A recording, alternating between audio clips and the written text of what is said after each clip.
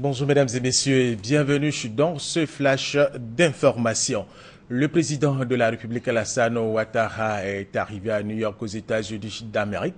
Le chef de l'État va participer à la 69e session de l'Assemblée générale des Nations unies qui va se tenir du 23 au 26 septembre sur le thème transformateur de développement pour l'après 2015. Le président de la République Alassane Ouattara prendra la parole à la tribune des Nations Unies le 26 septembre. Sa communication sera certainement axée sur les sujets d'actualité en Afrique, la sécurité, la politique, l'économie, le social et l'épidémie à fièvre Ebola. Ici en Côte d'Ivoire, le rassemblement des jeunes républicains a un nouveau président. Il s'agit du député de la circonscription de Bouna, Tikouete Dassansan. Il succède à Karamoko Yayoro, président sortant. Il a obtenu 600 voix contre 574 voix pour son poursuivant direct, Kangbe Yayoro Charles. Autre sujet, un missionnaire catholique, Manuel Garcia, contaminé par le virus Ebola en Sierra Leone, le deuxième ressortissant espagnol à être touché a été rapatrié dans la nuit de dimanche à lundi en avion militaire à Madrid, où il est hospitalisé à l'hôpital madrilène Carlos III.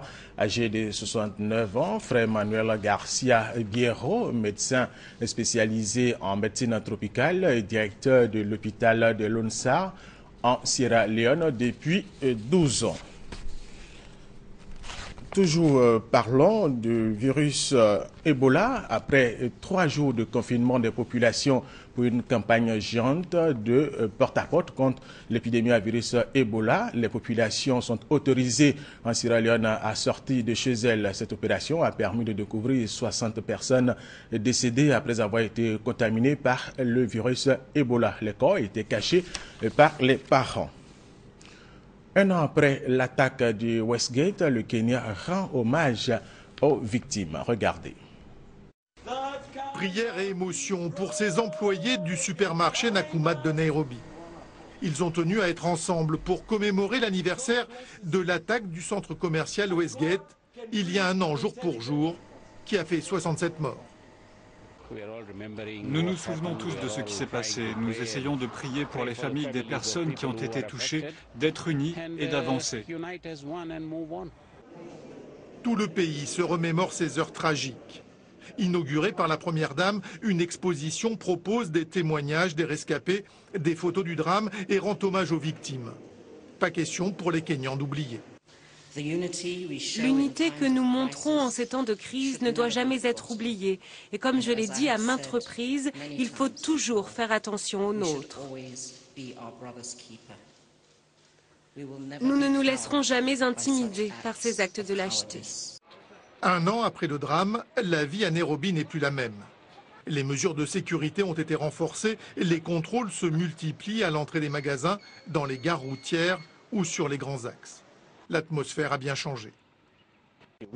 Nous pouvons augmenter la sécurité, mais la peur est dans les esprits. C'est difficile de retrouver la quiétude après avoir eu aussi peur. Je suis plus attentive, je fais attention avec qui je marche, qui est à côté de moi, s'il a bien passé les contrôles de sécurité. Chacun garde ancré au plus profond de lui ces 4 jours interminables, durant lesquels un commando de terroristes se revendiquant des islamistes shebab somaliens s'est emparé d'un centre commercial. Après avoir tiré au hasard dans la foule, faisant d'innombrables victimes, ils se sont retranchés dans le bâtiment jusqu'à l'assaut final. De nombreuses zones d'ombre demeurent sur l'identité précise des terroristes. Le procès des complices piétine et les responsables des défaillances des forces de sécurité n'ont pas été inquiétés.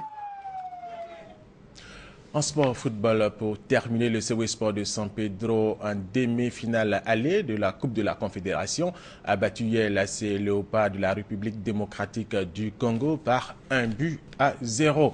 Et puis l'organisation de la CAN 2021 a été confiée à la Côte d'Ivoire par la Confédération africaine de football samedi à Addis Abeba en Éthiopie.